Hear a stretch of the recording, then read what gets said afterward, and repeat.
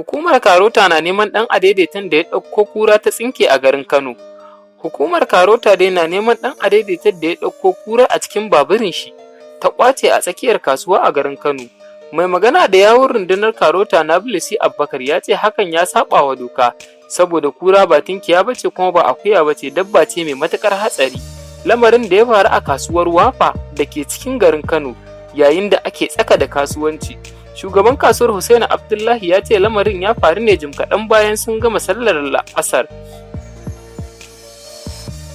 Mutane sun ruɗe ne bayan ganin cewa kurar takunkumin da yake bakinta ta cire, inda aka tashi jami'ai ƙwararru wajen ta'ammali da namun daji domin kama wannan kura. Amma Allah ya kiyaye, wannan kurar bata cutar da ko da mutum ɗaya ba, aka samu nasarar kama ta cikin yardar Allah.